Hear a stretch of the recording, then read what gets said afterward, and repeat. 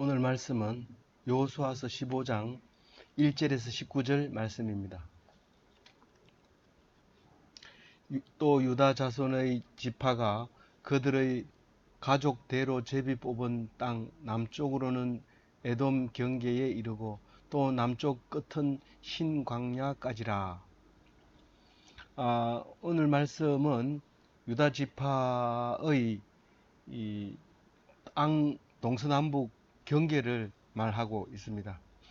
제일 먼저 요단 서편으로 건너가서 제일 첫 번째 유다 지파의 땅을 먼저 경계를 말씀하고 있는데요.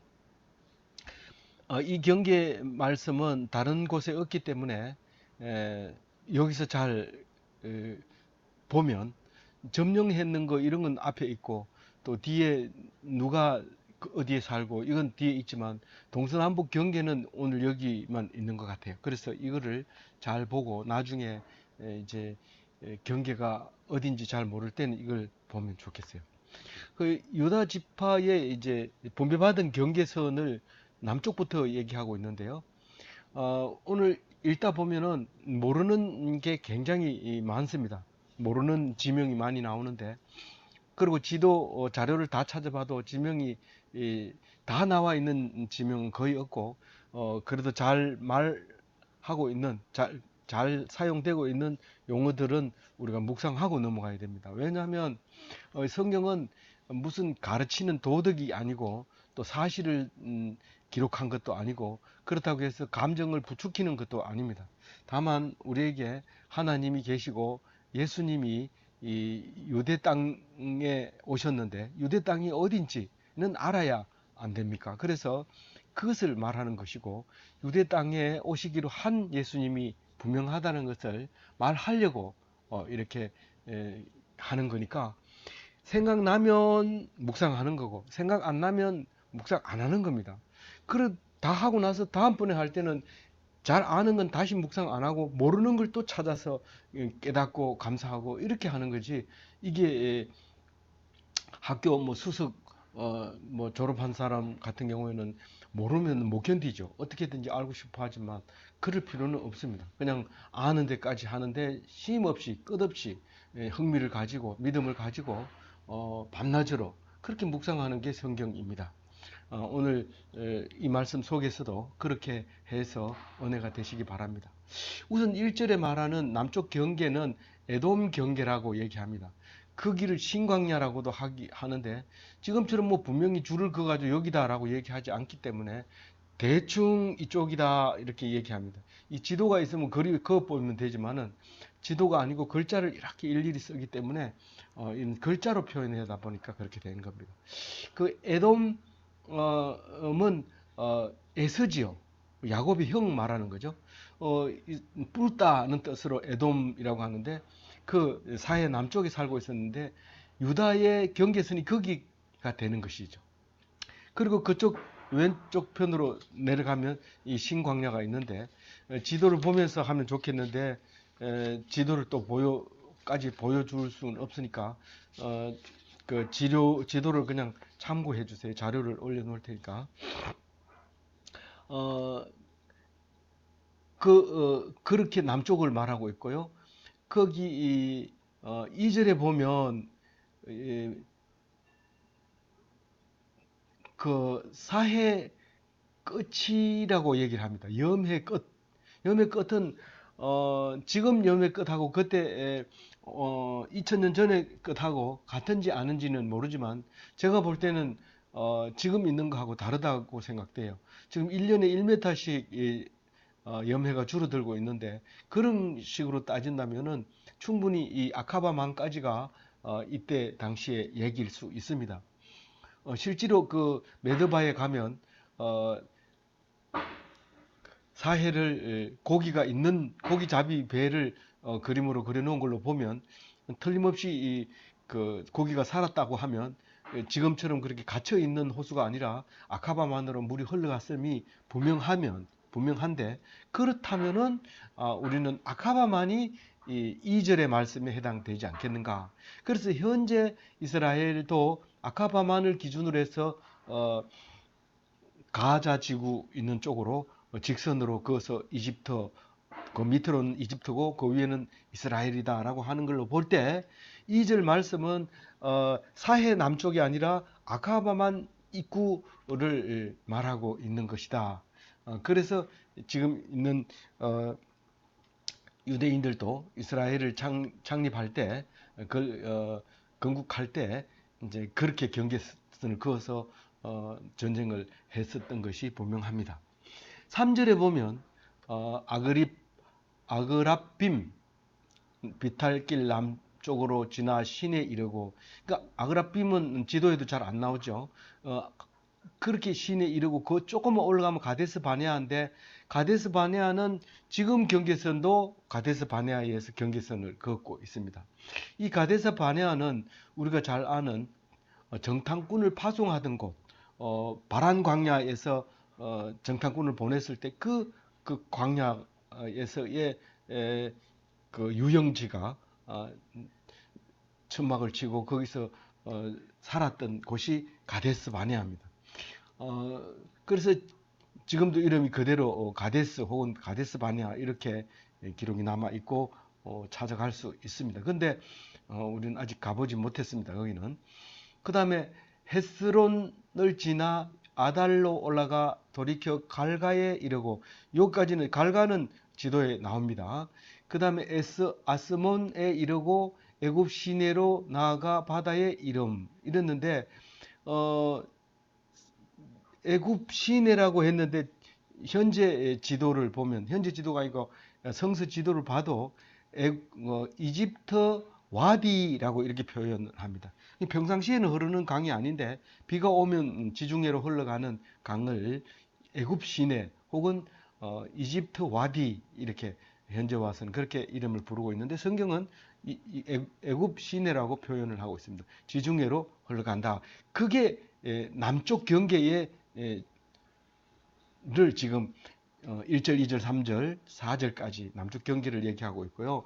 동쪽은 어떻게 됩니까? 사해가 있기 때문에 뭐 끝납니다. 이 사해 최북단과 사해 최남단이 유다 지파의 오른쪽 경계가 되는 것입니다.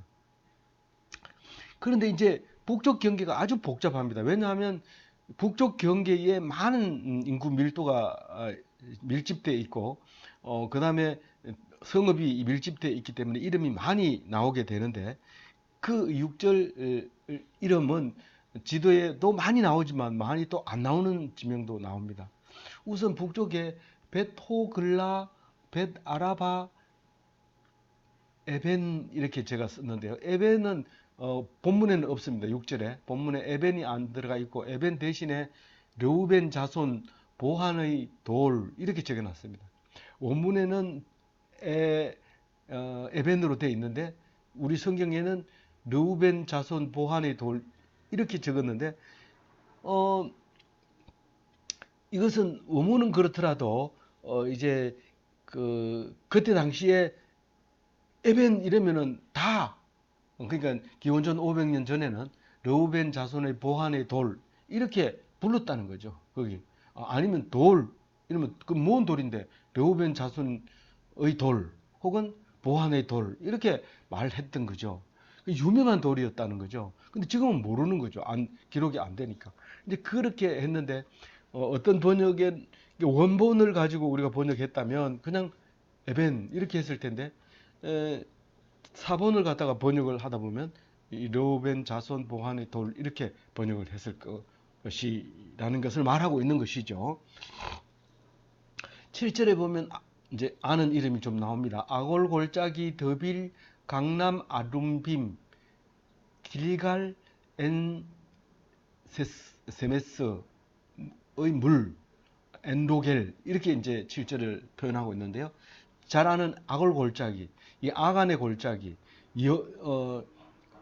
그러니까 여리고 옆에 있는 골짜기, 표시는 지도에도 잘 안 나왔지만 하여튼 여리고 어느 부근에 있는 골짜기였던 게 분명하죠.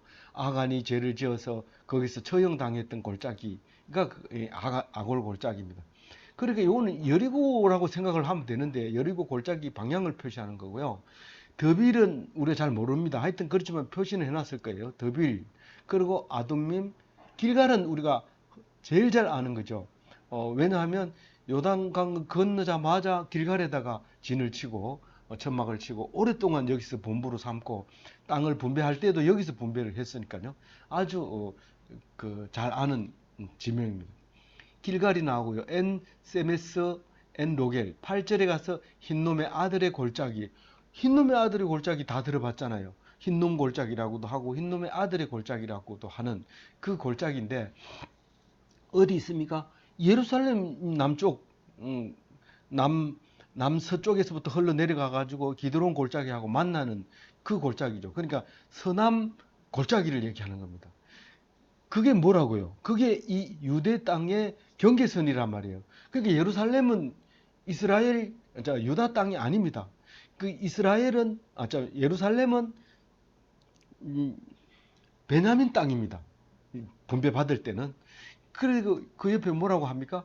여부스 곧 예루살렘. 그때 당시 요거 표시할 때는 예루살렘의 이름이 없었으니까 예루살렘은 언제 이름을 붙였어요? 다윗이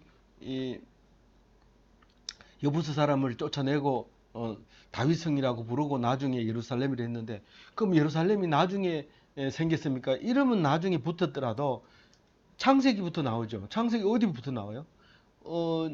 아브라함에게 11조를 받던 살렘 왕이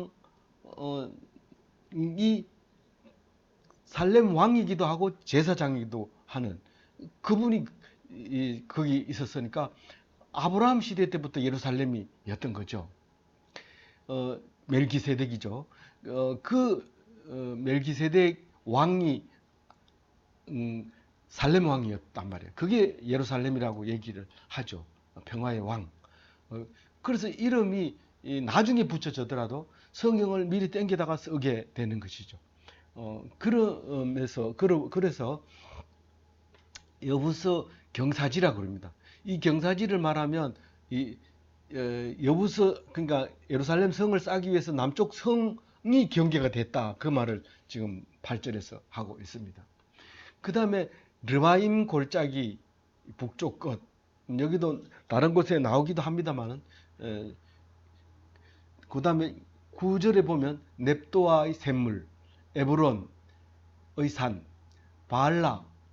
이 바알라는 기럇 예아림이라고 해가지고 그 법궤가 갔다 돌아올 때 그 기럇 예아림으로 오죠. 그러니까 바알라 이 기럇 예아림을 통해서 예루살렘을 들어가는 개의 그 운반 경로가 나오잖아요. 그게 바알라고 그 다음에 10절에 보면 세일산, 여아림, 그 다음에 벳세메스, 딥나 이렇게 됩니다. 그러니까 세일산은 여러 군데가 나옵니다. 5군데인가 세일이 여러 군데가 나오기 때문에 이건 그냥 넘어가야 좋습니다. 안 그러면 또 아주 깊이 들어간 사람은 이제 도움이 되지만 지금 현재는 그렇습니다. 여아림, 그 다음에 벳세메스도 법궤가 올 때 벳세메스를 전나는 암소를 개를 메어 가지고 끌고 가게 하는 그 할 때 그때 벳세메스도 나오죠. 그러니까 예루살렘에서 서쪽 방향으로 어떤 지명일 거다라는 것을 알 수 있습니다. 그 다음에 딥나, 에글론, 시끄론, 바알라, 그 다음에 얌느엘. 얌느엘은 지도에 표시해 놨을 거예요. 얌느엘은 지중해 거의 끝에 가가지고 얌느엘에서 보면 바닷가가 보이는 이제 그런 가까운 그런 이제 장소가 됩니다. 그래서 북쪽 경계가 쫙 이렇게 이쪽 여리고성에서부터 이쪽 얌느엘까지 지중해 바다까지 쫙 북쪽 경계를 7절, 8절, 9절, 10절, 11절까지 말하고 있는 거죠. 여기서 11절에 말하는 바다는 지중해, 지금 성경에서 말하는 서해 혹은 대해, 그냥 바다 뭐 이렇게 표현하기도 합니다. 그때는 용어가 기원전 500년만 해도 용어가 그렇게 많지 않아요. 물두멍을 갖다가 바다라고 말하잖아요. 큰 세수대야를 바다라고 얘기하잖아요. 사해도 바다라고 얘기하고 그렇게 하기 때문에 용어들이 그렇게 많이 나오지 않았을 때 쓰여졌다는 것을 말하고 있는 거죠. 그 다음에 서쪽은 당연히 지중해가 있죠. 대해라고 표현하는 12절에 보면 서쪽 경계는 대해다. 그리고 대해안이니 바다가 경계가 아니라 바닷가 그 해변이 경계다. 이제 이렇게 표현을 하고 있죠. 바닷가 사람은 아니기 때문에 바다는 그렇게 중요하지 않습니다. 바닷가 물이 찰싹거리는 그것까지 경계가 이제 다 유다 땅이다. 그렇게 해서 동서남북으로 다 이제 경계를 함으로써 그 지도가 유다 땅의 지도가 먼저 그려집니다. 그리고 이제 다른 지도를 이제 또 그리게 되겠죠. 그 이제 13절에 보면 유다를 다 경계선을 그어 놓고 가장 중심이 되는 서울, 유다의 서울 헤브론을 지금 이제 이야기를 하는데 어제도 헤브론을 묵상했어요. 헤브론하고 이제 그 갈렙이 헤브론 땅을 내가 차지하겠다 이래가지고 여호수아한테 달라고 그래가지고 차지하는 그 이야기가 나오고 오늘 또 나옵니다. 똑같은 얘기 계속 할까? 이것은 과학책이 아니기 때문에 그렇습니다. 역사책이 아니기 때문에 은혜가 돼야 될 거, 생각해야 될 거, 빠뜨린 거, 그 일일이 찾아가야 또 합니다. 그러니까 이거는 1차원 가지고 3차원 가지고는 부족하니까 차원이 더 높은 거니까 이렇게 성경이 뜨거워진 겁니다. 만약에 1차원으로 된다고 하면 뭐라고 말하면 돼요? 예수, 천당, 불신, 지옥 이러면 끝납니다. 더 이상 성경도 필요 없고 모든 게 다 끝나지만 그걸로 이해가 안 되기 때문에 우리는 자세하게 이렇게 성경 66권을 읽어야만 되는 그런 경우가 생기는 것이죠. 그래서 이제 그 유다 자손 갈렙이 이제 분깃으로 받았는데 거기에는 어디가요? 헤브론이 기랏 아르바라는 곳인데 아르바의 집이다라는 뜻이에요. 거기에 이제 아르바는 굉장히 안악의 큰 사람이었다라고 그래요. 안악의 가장 큰 사람이 아르바였다고 어제 14장에 묵상할 때 그렇게 나왔어요. 그거를 쫓아내고 자기 땅으로 만든 갈렙에 대해서 다시 한번 얘기하면서 그때 놓쳐버린 이야기가 있는데 그 아르바의 아들 세 아들이 있었다는 거죠. 세 아들이 있었는데 세세와 하이만과 달멘데 이걸 갈렙이 쫓아냈다는 거예요. 죽였다는 얘기는 안 합니다. 사람 뭐 그렇게 뭐 간다 그러면 보내야 되죠. 근데 죽일 필요는 없죠. 그래서 쫓아냈다. 그리고 이그 헤브론만 차지한 게 아니라 헤브론 옆에 더빌이 있습니다. 지도에 더빌이라고 표시해 놓은 것이 있는데 기랏 세벨이죠. 원래 기랏 세벨인데 세벨의 집이라는 뜻이죠. 근데 더빌은 헤브론보다는 작았고 뭐 그랬던 것 같아요. 그래가지고 85세 된 그 갈렙이 이제는 힘도 쓰기 싫고 그러니까 머리 쓴 거죠. 딸도 시집 보내야 되고 이러니까 또 테스트 할 겸 적을 점령하는 사람은 우리 딸 주겠다 이렇게 해서 자기 조카 운니엘이 갔다 왔어요. 근데 다른 사람은 가려고 그래도 정보가 없어가지고 못 가요. 삼촌이 얘기하니까 잽싸게 그 소리를 알아듣고 가가지고 점령하고 그래 그 조카가 그냥 사위가 돼버린 거예요. 동생 그나스의 아들이라고 말하죠. 운니엘이. 근데 여기서 오늘 가장 중요한 얘기는 18절, 19절 얘기입니다. 그보다 그 19절이 더 중요하죠. 왜냐하면 그 딸이 아버지를 닮아가지고 내게 주소서 이렇게 요구를 합니다. 아버지가 어땠는데요? 아버지는 사실은 약속은 밟는 땅은 다 네 거라고 얘기했지만 갈렙이 헤브론을 뭐 약속하지 않았는데 당신도 알지 않습니까? 밟는 땅은 전부 네 것이라고 약속을 했지 않습니까? 그러니까 이 땅을 제게 주세요. 그리고 여호수아한테 그 땅을 달라고 그래가지고 받잖아요. 받고 나서 헤브론만 차지한 게 아니고 바로 옆에 있는 더빌도 차지하게 되잖아요. 달라 그래서 두 성을 차지했지만 또 이 딸도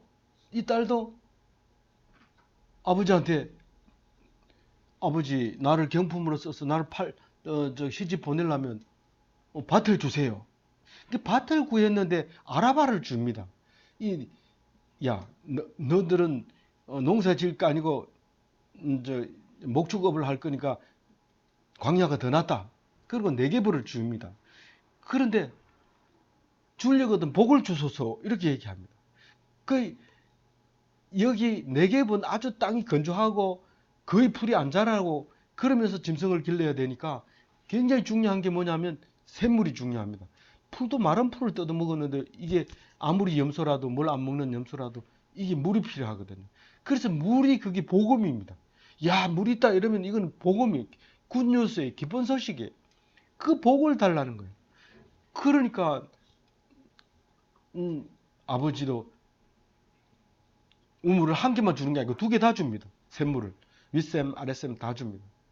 그러니까 악사도 아버지 닮아가지고 그 네 개 주소서 이러니까 두 개를 주고 갈렙도 이 헤브론을 달라고 했는데 그 옆에 있는 더빌도 힘도 안 쓰고 그냥 덤으로 얻게 되고 이렇게 되는 역사를 봅니다. 오늘 성경에서 말씀하고 있는 것은 달라고 해라 그래야 줄 거 아니냐 이런 말씀으로 들려집니다. 기도 제목이 뭡니까? 기도 제목이 없습니다.